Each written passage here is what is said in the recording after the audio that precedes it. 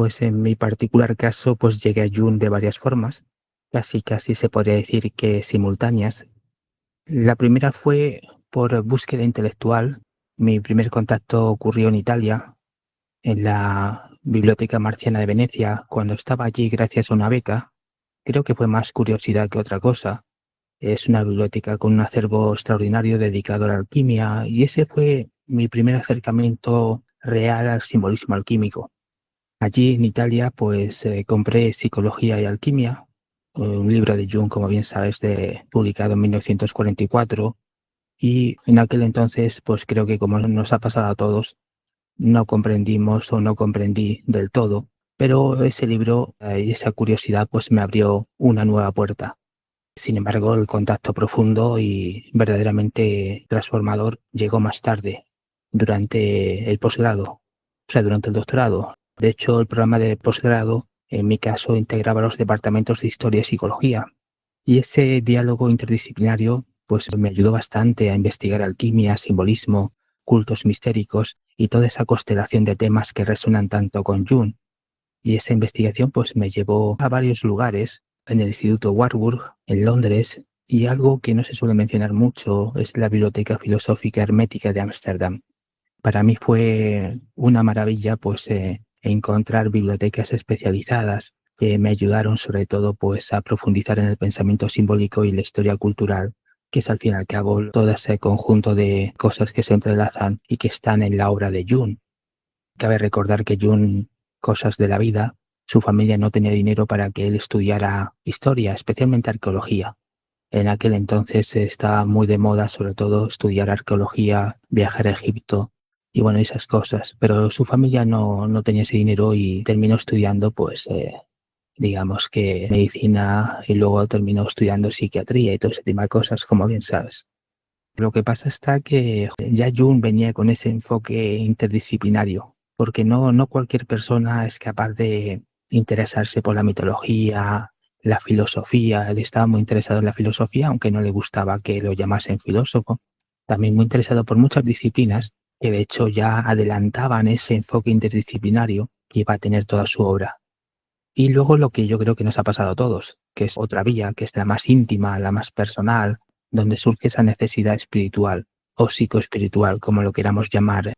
Entonces, a veces pasamos por etapas de incertidumbre, donde nos preguntamos sobre el sentido, sobre el sufrimiento, sobre el asombro, la creatividad y sobre todo sobre la existencia en este mundo, que en ocasiones desde lo racional pues no logramos responder. Entonces me di cuenta de que ciertos símbolos y ciertos patrones interiores no se explicaban solo con categorías historiográficas, y fue allí cuando Jung dejó de ser una simple referencia bibliográfica y se volvió una herramienta de comprensión existencial. Y sus ideas pues me permitieron pensar la vida de otra manera, no en términos de control racional, sino en términos de diálogo con lo inconsciente, también con las imágenes que emergen y con las tensiones que estructuran nuestra personalidad. Y luego, pues bueno, la siguiente vía fue la profesional. Me acerqué a la docencia y sobre todo me centré en la investigación académica.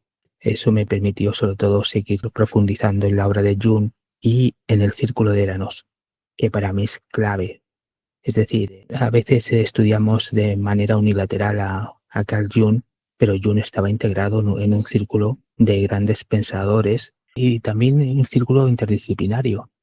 Unos eran grandes expertos en mitología como Kalkerenji, o tenemos a Mircea Eliade, un gran historiador de las religiones comparadas. Eso me interesó mucho y aunque en la universidad nos llegan proyectos de investigación de todo tipo, desde los estrictamente psicológicos hasta los interdisciplinarios, y en muchas ocasiones llegan hasta proyectos que tienen que ver con estas ideologías postmodernas. Pero bueno, al fin y al cabo siempre ha sido una oportunidad de investigar y también a partir de ahí pues también me he acercado al mundo editorial y en especial a las personas que he colaborado con ellas, pues asesorándolas en sus libros o corrigiendo el estilo, lo que es la investigación en sí, más que el estilo lingüístico. Entonces, el momento presente en el cual está Jung, está la psicología junguiana. En principio hay varias razones para explicar el actual interés en Jung. Primero, porque la psicología analítica o profunda aporta una herramienta simbólica para comprender el zeitgeist o espíritu de la época. Es decir, la obra de Jung explica el mundo que estamos viviendo. a la vez que nos enseña a confrontar psicológica y espiritualmente las transformaciones estructurales que están ocurriendo en este sistema y por extensión en este mundo. Precisamente en Civilización en Transición y El Yo Desconocido lo explica el propio Jung. Es decir, en este último libro, Jung comienza su estudio afirmando que vivimos una época de desconcierto espiritual y oscuridad moral, donde el individuo ha sido colectivizado por la tiranía, utilizando para ello estrategias emocionales, publicitarias y fantasías quiméricas. Y esas estrategias han permitido crear masas sociales. Y ese colectivismo es el caldo de cultivo adecuado para que acontezcan epidemias psíquicas y cualquier tipo de manipulación y deshumanización. Y esto lo comenta en su libro El Yo Desconocido. Y esto es bastante actual, lo que nos está comentando es sumamente actual. También es porque hay una necesidad urgente de búsqueda de sentido en este mundo actual que agoniza espiritualmente y que al mismo tiempo se encuentra al borde de un colapso psíquico. ¿Por qué? Porque vivimos una época marcada por el consumismo extremo, que convierte la existencia en un ciclo de deseo y vacío, porque la saturación tecnológica ha fragmentado la atención y erosionado la interioridad, porque se ha producido una inversión y pérdida de valores, donde lo superficial ocupa el lugar de lo esencial, porque la modernidad ha acelerado la mutación antropológica, provocando así el desarraigo del individuo en cuanto a la dimensión simbólica y sagrada de la tradición, y porque cada vez estamos más desconectados de nuestro mundo interior y más hiperconectados con los simulacros digitales. Sin duda, hay muchos porqués. En cualquier caso, en ese escenario, Jung reaparece como una brújula simbólica, capaz de devolver profundidad, coherencia y alma a un tiempo que vive peligrosamente de espaldas a sí mismo. Y hay una tercera y última razón que podría explicar el auge de Jung en el momento presente, y es la popularización masiva de su figura en los medios de comunicación, la cultura pop y las terapias alternativas. Este proceso ha convertido su obra en un producto de consumo para las masas, y en este tránsito la psicología junguiana no solo se ha banalizado y se sigue banalizando, sino que se desvirtúa y tergiversa.